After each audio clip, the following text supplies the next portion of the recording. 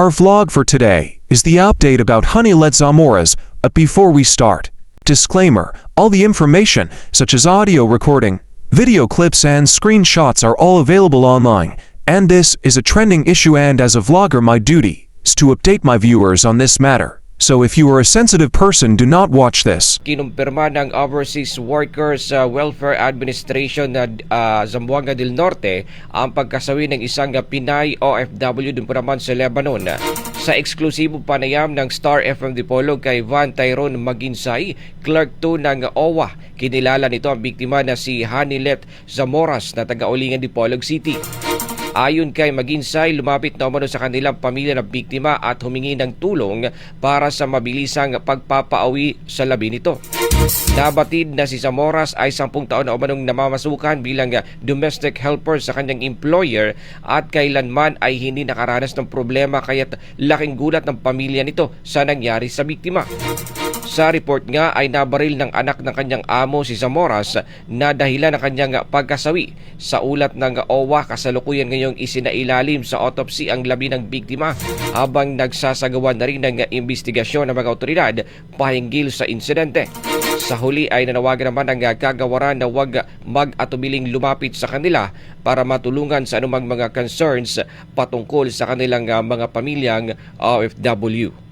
These two OFWs that were harmed during the incident, and one of which is our OFW, Ma'am Zamoras, which is from Ulingan, sa Dipolog City, and we can actually, sad to say, to confirm that the post was true. The family actually nagpunta po sila sa office namin kahapon, and they informed us that they got a call from MWO Lebanon mismo po, ma'am, that unfortunately OFW was killed during natanggap nila yung call, ma'am, last Tuesday, gabi po yun siya, ma'am, late night po natanggap nila yung tawag. And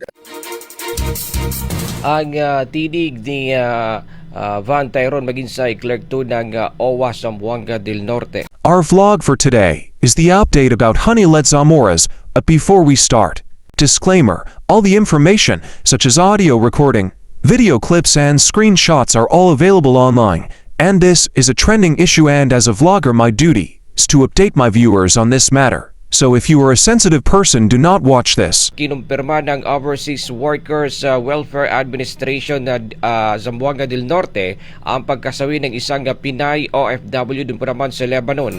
Sa eksklusibo panayam ng Star FM Dipolog kay Van Tyrone Maginsay, Clerk 2 ng OWA, kinilala nito ang biktima na si Honeylet Zamoras na taga-Ulingan Dipolog City. Ayon kay Maginsay, lumapit na umano sa kanilang pamilya ng biktima at humingi ng tulong para sa mabilisang pagpapauwi sa labi nito.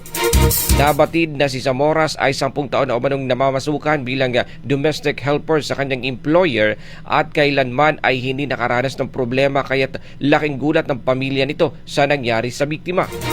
Sa report nga ay nabaril ng anak ng kanyang amo si Zamoras na dahilan ng kanyang pagkasawi. Sa ulat ng OWA, kasalukuyan ngayong isinailalim sa autopsy ang labi ng biktima habang nagsasagawa na rin ng investigasyon ng mga otoridad pahinggil sa insidente.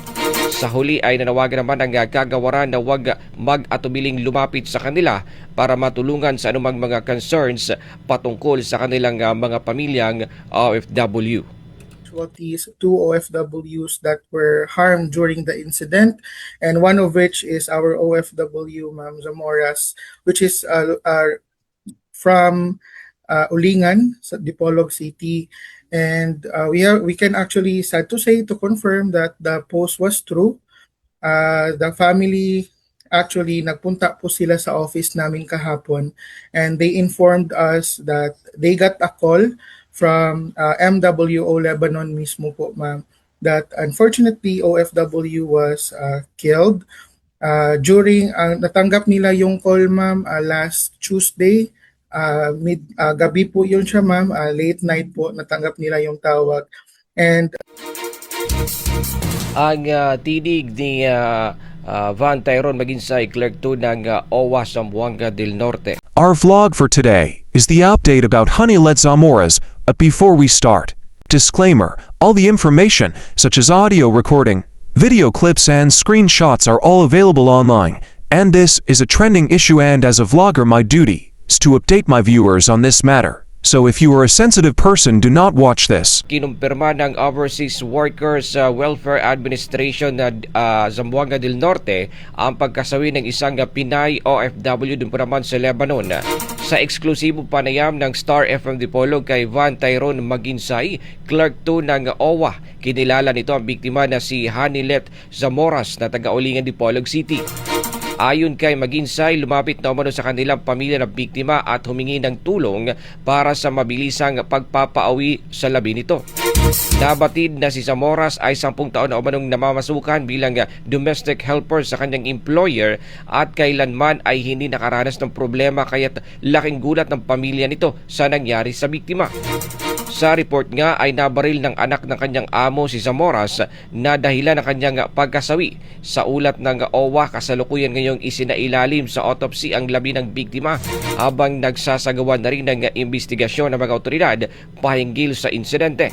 Sa huli ay nanawagan naman ang kagawaran na huwag mag-atubiling lumapit sa kanila para matulungan sa anumang mga concerns patungkol sa kanilang mga pamilyang OFW.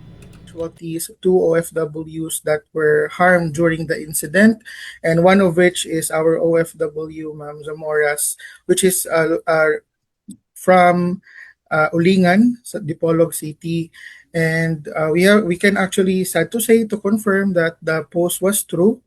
The family actually nagpunta po sila sa office namin kahapon, and they informed us that they got a call from MWO Lebanon mismo po, ma'am, that unfortunately OFW was killed during natanggap nila yung call, ma'am, last Tuesday, gabi po yun siya, ma'am, late night po natanggap nila yung tawag. And ang tinig ni Van Tyrone Maginsay, Clerk 2 ng OWA Zamboanga del Norte. Our vlog for today is the update about Hanilet Zamoras. Before we start, disclaimer, all the information, such as audio recording, video clips and screenshots are all available online, and this is a trending issue, and as a vlogger my duty is to update my viewers on this matter. So if you are a sensitive person, do not watch this. Kinumpirma ng Overseas Workers Welfare Administration na Zamboanga del Norte ang pagkasawi ng isang Pinay OFW dun po naman sa Lebanon. Sa eksklusibo panayam ng Star FM Dipolog kay Van Tyrone Maginsay, Clerk 2 ng OWA, kinilala nito ang biktima na si Hanilet Zamoras na taga-Ulingan Dipolog City. Ayon kay Maginsay, lumapit na umano sa kanilang pamilya ng biktima at humingi ng tulong para sa mabilisang pagpapauwi sa labi nito. Nabatid na si Zamoras ay 10 taon na umanong namamasukan bilang domestic helper sa kanyang employer at kailanman ay hindi nakaranas ng problema, kaya't laking gulat ng pamilya nito sa nangyari sa biktima.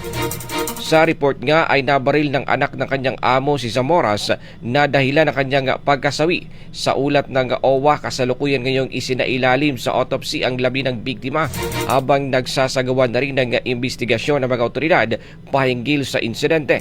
Sa huli ay nanawagan naman ang kagawaran na huwag mag-atubiling lumapit sa kanila para matulungan sa anumang mga concerns patungkol sa kanilang mga pamilyang OFW. These 2 OFWs that were harmed during the incident, and one of which is our OFW, Ma'am Zamoras, which is from Ulingan, sa Dipolog City, and we can actually, sad to say, to confirm that the post was true. The family actually nagpunta po sila sa office namin kahapon, and they informed us that they got a call from MWO Lebanon mismo po, ma'am, that unfortunately OFW was killed during natanggap nila yung call, ma'am, last Tuesday, gabi po yun siya, ma'am, late night po natanggap nila yung tawag. And ang tinig ni Van Tyrone Maginsay, Clerk 2 ng OWA Zamboanga del Norte.